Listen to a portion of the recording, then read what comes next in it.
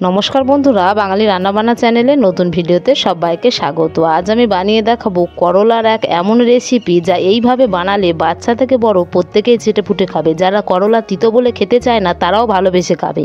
এই করলার রেসিপিটা আমি কিভাবে করছি আমার এই ভিডিওটা স্কিপ না করে শেষ পর্যন্ত দেখে নেওয়ার অনুরোধ রইল।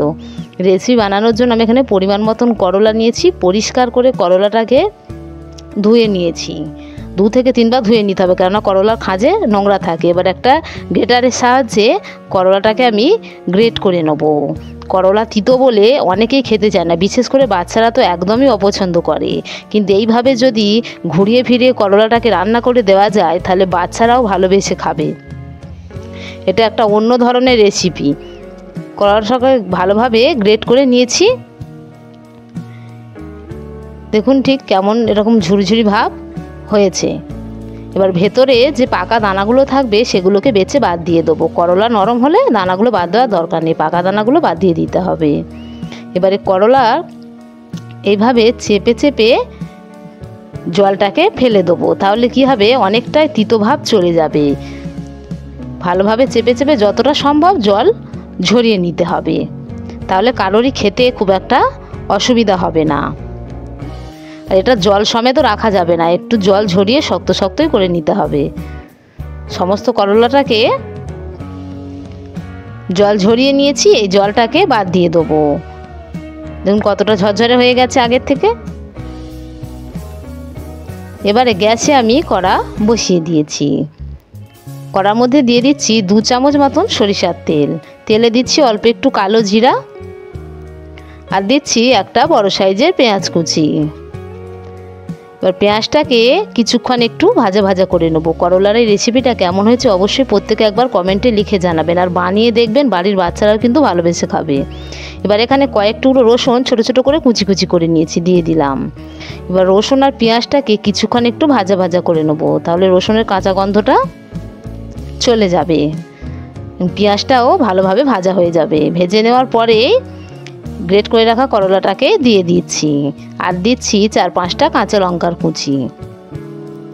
এবার করলাটাকে নেড়েচেড়ে একটু ভাজা ভাজা করে নেব। করলার বিভিন্ন রকম রেসিপি আমরা খেয়ে থাকি, তবে এটা একটা সম্পূর্ণ অন্য ধরনের পদ, একবার বানিয়ে দেখতে পারেন। দিয়ে দিচ্ছি অল্প একটু জিরার গুঁড়া, অল্প একটু ধনের গুঁড়ো, আর দিচ্ছি স্বাদ মতো লবণ, আর দিচ্ছি অল্প একটু হলুদ গুঁড়ো। এবারে সব কিছুর সঙ্গে করলাটাকে মিশিয়ে নেব। করলার এই রেসিপিটা ভাতের সঙ্গে খেলে এতটা ভালো লাগে যে অন্য কিছুর প্রয়োজন হবে না। দিয়ে দিচ্ছি অল্প একটু মিষ্টি, এটা রুটি দিয়েও খাওয়া যেতে পারে। আর দিয়ে দিচ্ছি বেসন, মাঝারি সাইজের চামচের 1 চামচ বেসন দিয়ে দিলাম। আর দিয়ে দিচ্ছি হাফ পাতিলেবুর রস, তাহলে দুর্দান্ত লাগবে খেতে, টক মিষ্টি তো ব্যাপক লাগবে। এবারে দিয়ে দিচ্ছি অল্প একটু জল। এবার সব কিছুকে নেড়ে চেড়ে নেবো। এইরকম নতুন নতুন রেসিপি পেতে যদি আমার চ্যানেলে নতুন হয়ে থাকেন চ্যানেলটিকে একটা লাইক সাবস্ক্রাইব করে রাখবেন, তাহলে পরবর্তী নতুন ভিডিও সহজে আপনাদের কাছে পৌঁছে যাবে। গ্যাসটাকে একটু কমিয়ে রাখতে হবে, নাহলে যেহেতু বেসন দেওয়া আছে বেসনটা কড়ার গায়ে ধরে যাবে। ভালোভাবে নেড়ে চেড়ে মাখা করে নিয়েছি, একটা পাত্রের মধ্যে তুলে নেব। একটা পাত্রের মধ্যে এটাকে তুলে নিয়েছি। এটাকে এই অবস্থাতেও কিন্তু খাওয়া যেতে পারে। দেখতে কতটা লোভনীয় হয়েছে তা দেখে বোঝা যাচ্ছে। এটাকে আমি একটু অন্যরকমভাবে বানাবো, তার জন্য অল্প অল্প করে এখান থেকে মাখা নিয়ে এইভাবে হাত দিয়ে চেপে চেপে গোল করে নেব। নিয়ে চারধারটা একটু চেপে চেপে শেপ করে দেবো, এরকম ছোট ছোট বড়ার আকারে করে নেব, তাহলে দেখতেও সুন্দর হবে। আর একে একটু মুচমুচে করে ভেজে নিলে খেতেও সুন্দর হবে। এটাকে আমরা টিফিন বক্সেও দিতে পারি, রুটির সঙ্গে এটা খাওয়া যেতে পারে। ভালোভাবে ছোট ছোট করে করে নিচ্ছে। দেখুন চারধারটাকে একটু চেপে দিতে হবে, নাহলে এগুলো ফেটে যাবে। সমস্তটাই বানানো আমার রেডি হয়ে গিয়েছে। এবার গ্যাসে অল্প একটু তেল দিয়ে দিয়েছি, খুব বেশি তেলের প্রয়োজন নেই। এবার চারধারে তেলটাকে লাগিয়ে একটু তেলটাকে ভালোভাবে গরম করে নিয়েছি।